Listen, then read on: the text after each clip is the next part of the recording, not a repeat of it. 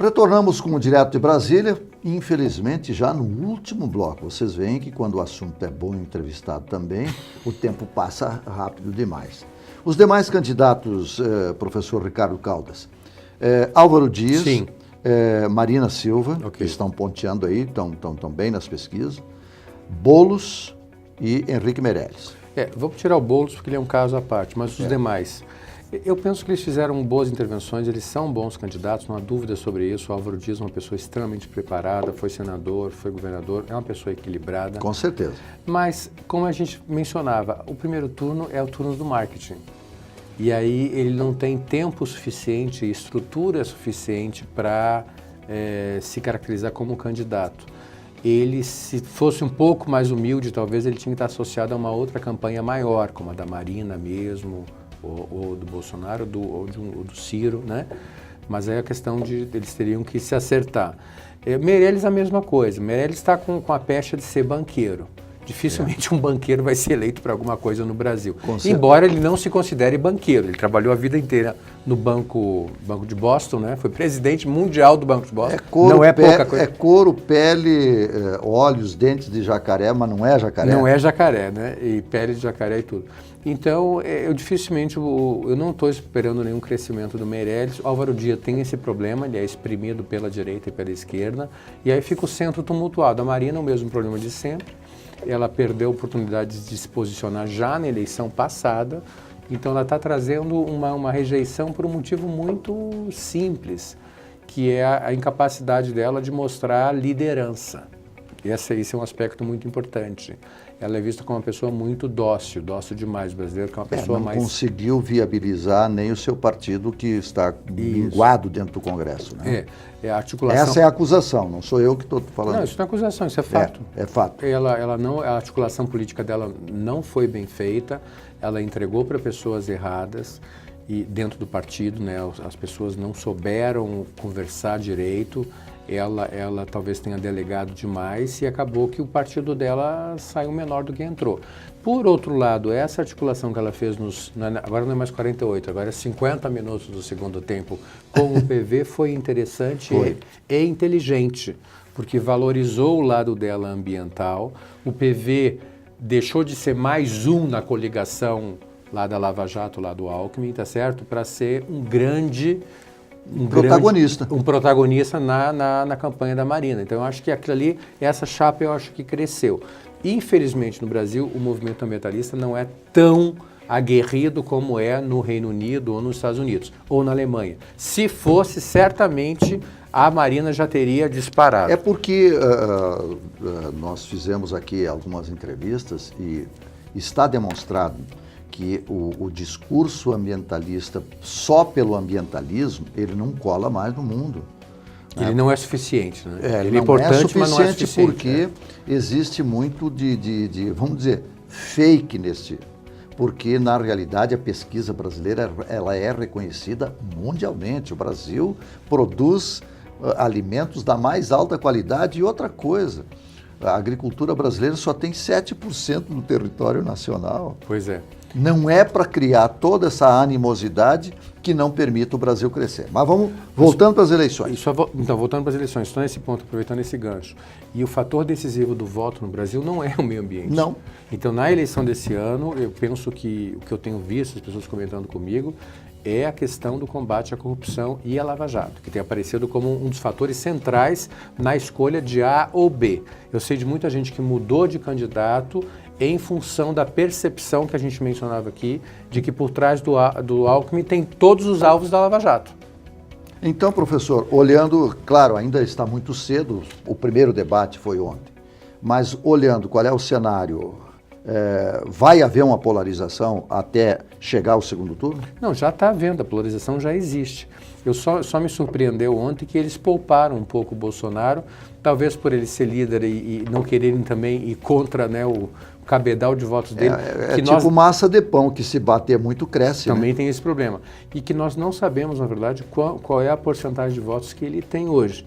Porque eu não confio 100% nas pesquisas que estão sendo feitas. E existe aquela figura que existiu nos Estados Unidos, agora na eleição do Trump, existiu no Reino Unido na eleição tanto da Theresa May em menor escala, mas do John Major nos anos 90, que é o do eleitor escondido, o eleitor envergonhado, é aquele eleitor que não declara o seu voto. Que estaria dentro desses 52% de votos brancos, nulos e abstenção? Que eu acredito que no último momento não vai acontecer. Penso que o brasileiro decide até os 45 minutos. Os 50 minutos do segundo tempo da prorrogação. Então, a pessoa pode mudar de voto na hora de entrar na cabine e na hora da cabine sai um voto. Qual o papel das mídias sociais, fake news, nessa eleição? Eu diria que essa eleição é uma eleição completamente atípica, porque foi reduzido o período de campanha oficial, mas foi alargado a campanha não oficial. Essa figura do pré-candidato, do indivíduo se declarar como pré-candidato, ele estava em campanha. Sim. Só um ingênuo ou um tolo vai dizer que o pessoal não estava aparecendo aí nos últimos 2 anos fazendo campanha como pré-candidato. Então colocou a palavrinha pré atrás de candidato, né, antes de candidato, não pediu o voto explícito, mas também não precisa. O fato da pessoa estar viajando pelo país, né, arregimentando pessoas, reunindo grupos e falando sobre a proposta dela de governo, se for candidata, já evidenciou uma pré-campanha. Com certeza. Então isso foi positivo para os candidatos que eu chamo de nanicos, que na verdade nanicos não são os candidatos, são os partidos, né, como a própria Marina, o próprio Bolsonaro e o Ciro também, porque eles vão ter um espaço maior do que tiveram um espaço maior na pré-campanha do que vão ter agora durante a campanha oficial. Eu, pessoalmente, posso estar equivocado, mas eu não espero grandes mudanças do cenário que está aí. Do cenário que está aqui. Um ligeiro crescimento do Haddad no momento que ele substituiu o Lula e talvez um pequeno crescimento do Alckmin com a chegada da televisão, mas não tanto quanto as pessoas estão esperando, um pouco menos. Mantém-se Bolsonaro como uma opção popular? Eu não acredito que ele vai sair da liderança das pesquisas, não. No meu cenário principal, sim, eu não mudei até agora, porque não saíram ainda pesquisas novas do período eleitoral, mas as pesquisas que eu tenho, que eu vi até ontem, eu continuo apostando no cenário principal, que são esses 3 candidatos de partidos nanicos, né, Bolsonaro, Marina e Ciro, chegando ao segundo turno.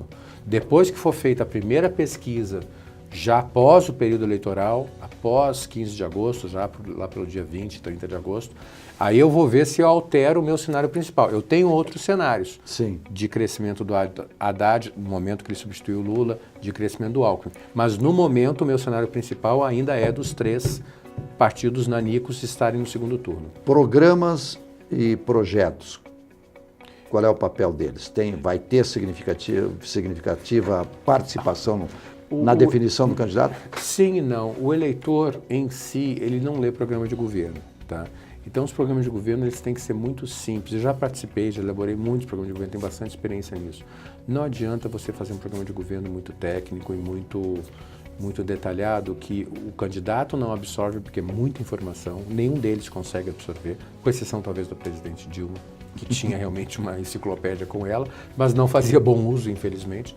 Mas assim, então o que vai pegar nessa campanha realmente, na minha opinião, são propostas simples e claras, que cheguem com facilidade ao eleitor. E as alianças? As alianças vão ter que ser justificadas, né? Então quem conseguiu fazer as alianças, conseguiu tempo de TV e dinheiro, mas vai ter que se explicar sobre elas e com quem você está andando. Como diz a Bíblia, né? Dize-me com quem andas que eu te direi quem és.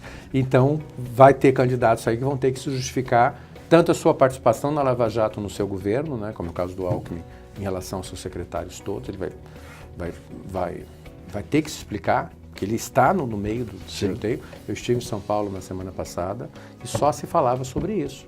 Os paulistas com receio de votar no Alckmin porque ele está dentro da Lava Jato. Por causa da corda de caranguejo dele. Sim, o governo dele, os secretários dele estão sendo acusados e tudo isso. Então não tem como ele se distanciar, dizer que ele não sabia de nada o que aconteceu, ele foi governador de São Paulo tantas vezes, então ele vai ter dificuldade. Então eu penso que... E eu estive em São Paulo na semana passada, cheguei agora, antes de ontem.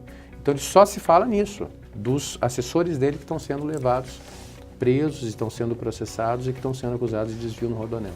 Tá certo. Professor, eu tenho uma expectativa e concordo com o senhor. Eu espero que aí já não é mais uma visão técnica, mas espero que o eleitor brasileiro realmente 45, 49, 50 minutos do segundo tempo, defina-se por votar. Não votando, você está ajudando a eleger aquele que você não quer. Exatamente. Concordo 100%. É importante pesquisar a vida de cada candidato, os antecedentes, ver quais são os candidatos que estão sendo processados, seja no Supremo, seja na Justiça Federal, no TRF ou no TSE, né? E não evitar votar em um candidato que seja ficha suja. Tá certo, então. Professor Ricardo Caldas, muito obrigado mais uma vez pela sua presença aqui.